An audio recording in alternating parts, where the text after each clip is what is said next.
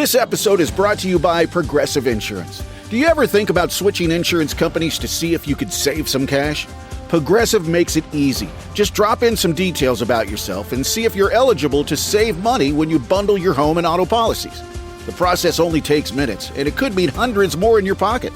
Visit Progressive.com after this episode to see if you could save. Progressive Casualty Insurance Company and Affiliates. Potential savings will vary. Not available in all states. Sometimes the most painful part of getting sick is the getting better part. Waiting on hold for an appointment, sitting in crowded waiting rooms, standing in line at the pharmacy. That's painful. Amazon One Medical and Amazon Pharmacy remove these painful parts of getting better with things like 24/7 virtual visits and prescriptions delivered to your door.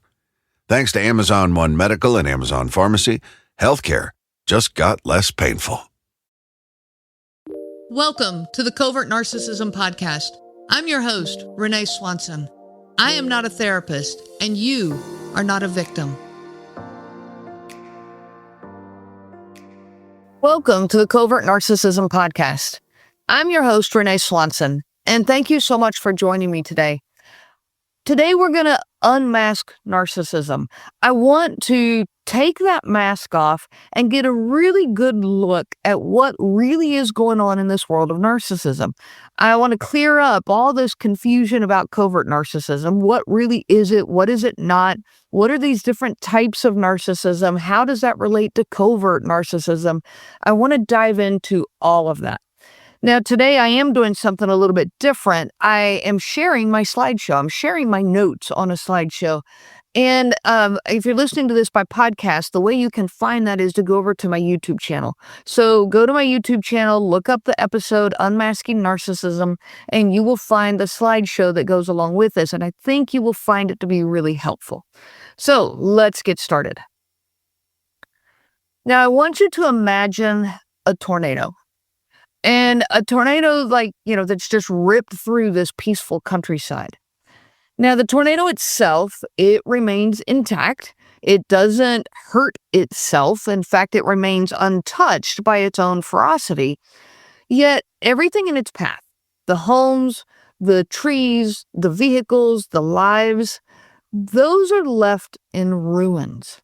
And in fact, the closer something is to the tornado's core, the greater the destruction that it endures. Now, the storm itself, it does not care about the devastation that it's leaving behind. It simply moves on. It just moves forward, consuming and discarding as it pleases. Well, this is the very essence of a narcissist's impact on those around them. You see, like the tornado, the narcissist does not see or acknowledge the harm that they are causing. Their words, their actions, their manipulative behaviors, those wreak havoc on the lives that are closest to them. In fact, the deeper the relationship, so the closer you are to the core of that narcissist, the more vulnerable you are to the destruction. And in fact, the more destruction that you're going to actually endure. But like the tornado, the narcissist just moves on. They are seemingly unscathed by this chaos and destruction that they are causing. Now, understanding this dynamic is essential in recognizing the patterns of narcissistic behavior and then actually being able to protect yourself from the impact. So I want you to know this because now we're going to explore the different types of narcissism. I want you to keep this concept of a tornado in mind as we go forward. So there are different types of narcissism. And if you read what the experts are saying, the psychologists and the therapists in the field are saying, the dominant types of narcissism are grandiose narcissist, vulnerable narcissist, malignant narcissist, communal narcissist, somatic narcissist, and cerebral narcissist. Now, you'll notice that the word covert narcissist is not in this list, and I want to explain why. Covert narcissism is not its own category.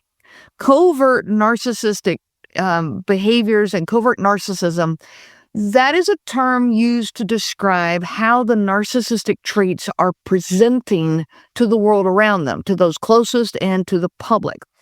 So, any of these categories of narcissists, grandiose, vulnerable, malignant, communal, somatic, and cerebral, any of these types of narcissists can portray overt traits and covert traits. This is why there's so much confusion about, somebody's talking about my spouse is a covert narcissist and they describe the behaviors, but someone else who relates, they're describing the behaviors, but they seem more overt narcissist. And so this confusion is all centered around all of this. But I hope you understand what I'm saying. The different types of narcissists can have both overt and covert traits. Now let's dive into this a little bit. So let's break this down, what these different types of narcissism are. So a grandiose narcissist, they have this desire for superiority. That's their core motivation, is to be superior and to be powerful. So you get the inflated self-image, entitlement, arrogance, and a need for admiration. The vulnerable narcissist, they are driven by a desire for validation, sympathy, and attention. So they have the more fragile self-esteem, very hypersensitive to criticism. They're very introverted and very full of self-pity. A malignant narcissist, their drive or their motivation is a desire for control and domination over others. So this is where you get sadism, paranoia, antisocial behaviors. This is a more extreme, aggressive form of narcissism. Communal narcissists, their core motivation is a desire to be admired. They want to be seen as a good person, and they want to be seen as being generous and caring. And so they are driven by that desire. So their focus is being seen as being altruistic, socially, responsible, socially caring. A somatic narcissist, they desire to be seen as being physically attractive and physically superior. That's how they gain their sense of self-worth. And so they focus on physical appearance, their fitness, their gorgeousness, their sexual prowess. That's the somatic narcissist. The last one is the cerebral narcissist. And this is a desire for being seen superior intellectually.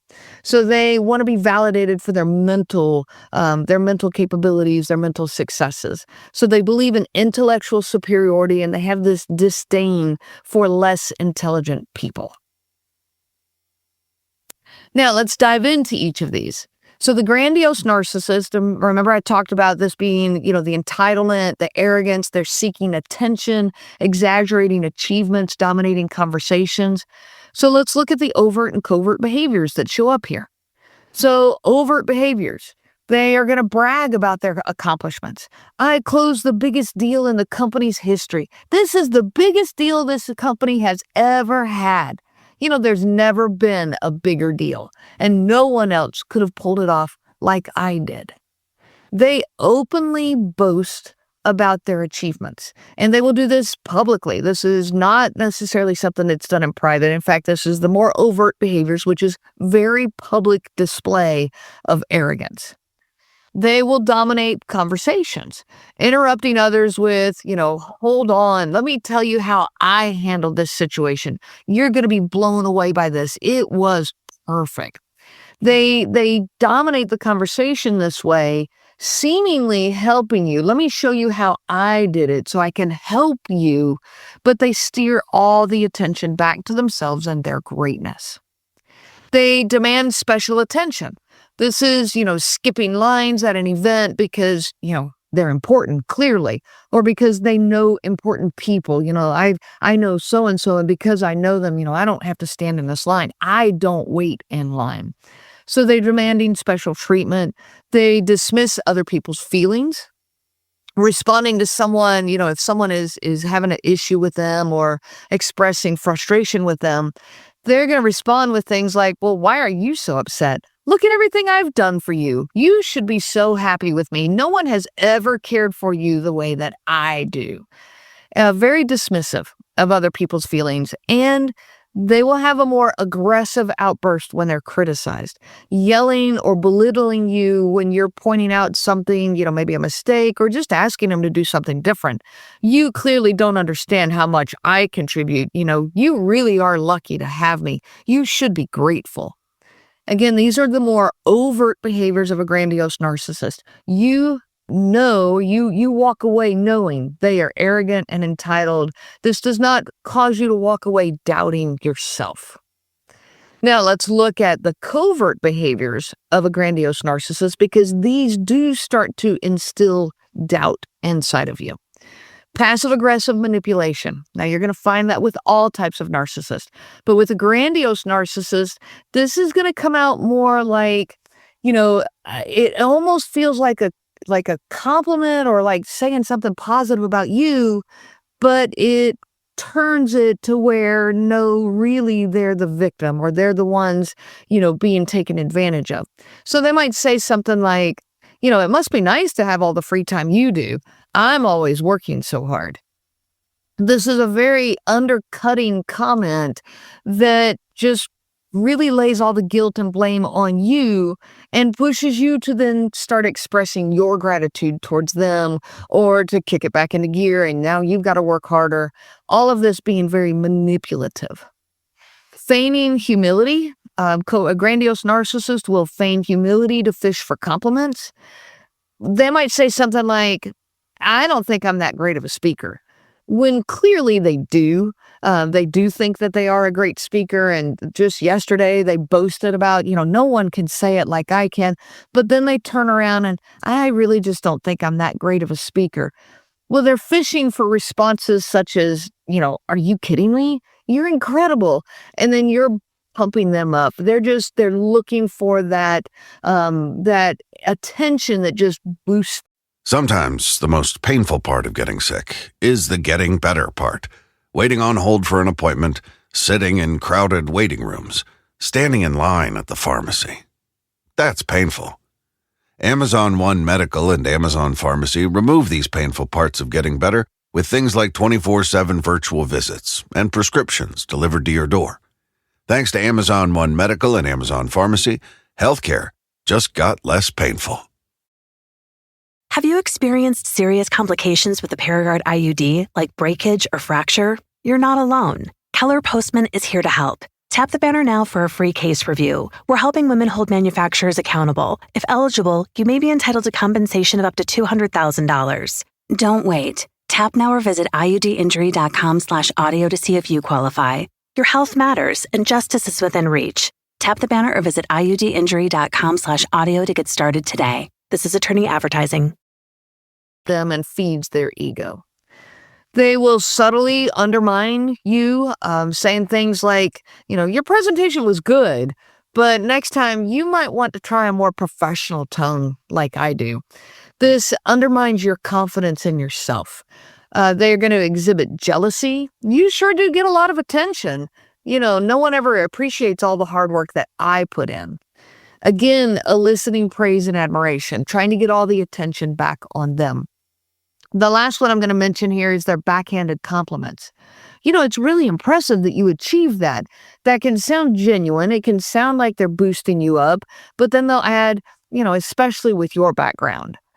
This, again, undercuts your confidence in yourself, and it really solidifies their sense of superiority over you, which is the driving force of a grandiose narcissist, is they must be superior to you. Now let's look at the vulnerable narcissist. Vulnerable narcissism and covert narcissism, those two words get intertwined. There's a lot of people who use them, interchangeably. They think they're talking about the same characteristics or the same person. And so in that regard, we have to understand that when somebody is talking about covert narcissist, they might be talking about a vulnerable narcissist. A vulnerable narcissist is a very fragile self-esteem. No one ever appreciates them enough. In fact, there's not enough appreciation in the world to boost them up. It's a very Eeyore type personality. Woe is me. Nobody understands me. They will withdraw from challenges, saying, well, nobody gets it. But really, it's a fear of failure, a fear of abandonment. They're very driven by that fear of rejection. And they harbor resentment. They don't express it outwardly and openly, but they harbor it inside. And their drive for sympathy and attention is to the point of being coddled. They want to be really cared for, and you have to just pump them up all the time. Now, vulnerable narcissists have both overt and covert behaviors. And let's talk about this for a minute. The overt behaviors of a vulnerable narcissist are things like openly complaining about being misunderstood. So a direct statement about it. No one ever sees how hard I work. Everyone is always against me, no matter what I do. Or I can't believe I'm being treated like this. No one has it as hard as I do. These are very overt expressions of this vulnerable narcissism. They make themselves to be the ultimate victim. But a lot of vulnerable narcissists don't do this. You get the more passive-aggressive and subtle and insidious behaviors. So we're going to contrast that here in just a little bit. Another overt behavior is expressing extreme sensitivity and defensiveness. Well, why are you attacking me? I can't believe you'd say that when I'm trying my best. It's not my fault that I don't know what you want from me. They say it in such a way that can feel very genuine, but really what they're doing is laying all the blame on you. They're making all the responsibility to fix this your responsibility.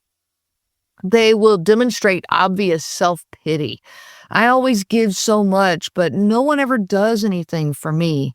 Again, woe is me. Nobody appreciates me. Nobody cares for me.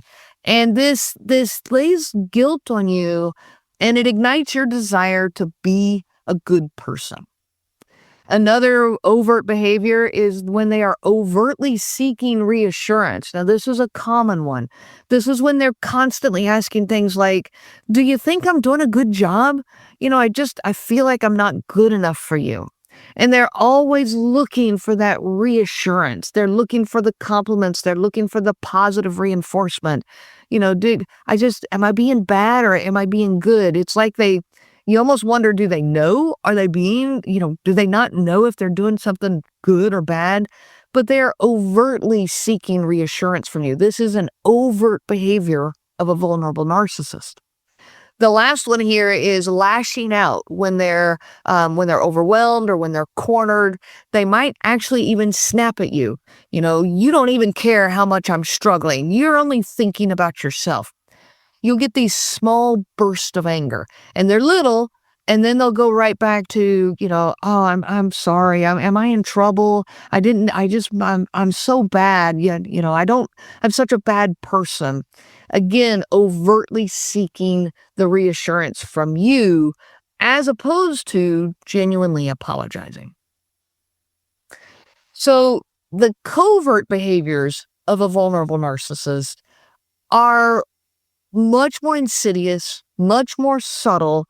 And in fact, I think this is part of the reason why vulnerable narcissism and covert narcissism get mixed together, because a vulnerable narcissist uses a whole lot of covert behaviors. This is dominantly where the vulnerable narcissism will show up.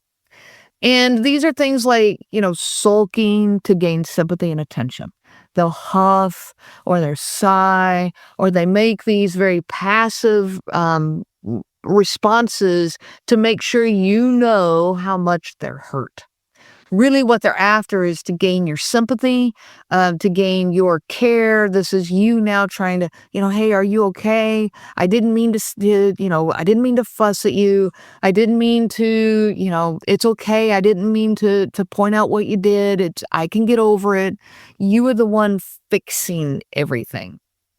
They will quietly hold grudges and resentments, remaining silent. This is, a lot of silent treatment, whether that be days and weeks on end, or just these pregnant moments where they hold this silence within the house. They'll act cold and distant towards you, All of this designed to passively make sure you know how upset they are and to teach you a lesson to never call them out again or never, ask anything of them again. Another covert behavior of the vulnerable narcissist is the subtle guilt tripping. You're going out with your friend and they're going to say something like, oh, well, I guess I'm just not as important to you as your other friend, but I hope you have a good time. They, are kind of telling you to have a good time, but they're undercutting your ability to do so. They might even tell you later, well, I told you to have a good time. I support you going. But yet they followed, all of that with, I'll just sit here tonight. I'll just sit at home. Don't worry about me. I'll just sit here and do nothing like I usually do. So now when you're out with your friend, you can't have a good time because you're worried about them. You're thinking about them. You're worried about the reactions you're going to get when you get home. So it undercuts your ability to have a good time. But this is that subtle guilt tripping.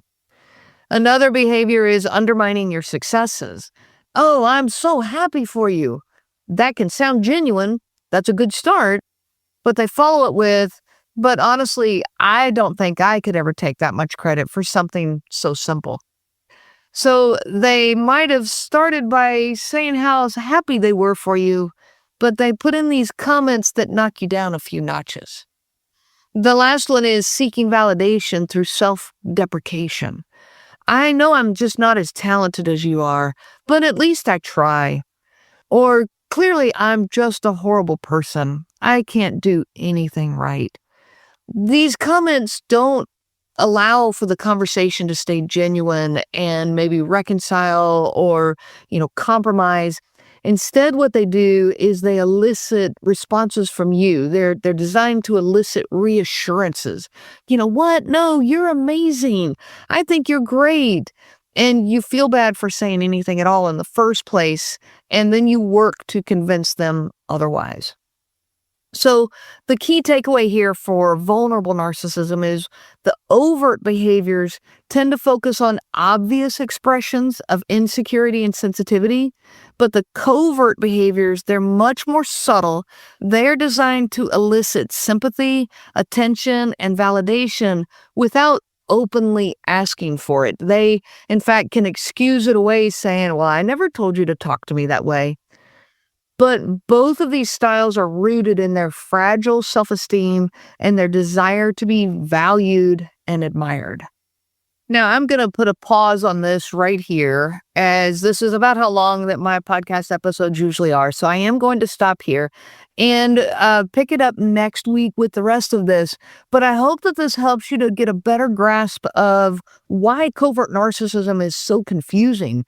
Not only do we have covert and vulnerable narcissism being intertwined, but then you have the covert behaviors of all these different types of narcissists. And so this just leads to this massive amount of confusion. So I will see you next week. We will pick it up right here. We'll finish this out with the rest of the types of narcissism that we're looking at. And I wish you so much peace on your journey of healing. You have been listening to the Covert Narcissism podcast. If you are struggling with covert narcissism in your life, I help people to heal from covert narcissistic abuse. If you are struggling with the isolation, the self-doubt, and the obsessive thinking, then this is the program for you. I offer both group and individual options. This is live, personalized coaching that is specific to covert narcissism. Reach out to me anytime. You can find me at my website, covertnarcissism.com. I'm not a therapist and you are not a victim. I am a coach and you are a survivor. I wish you so much peace on your journey of healing. The information provided by Renee Swanson and the Covert Narcissism podcast is for educational purposes only and is not to be used for diagnosis purposes and not intended to be a substitute for clinical care.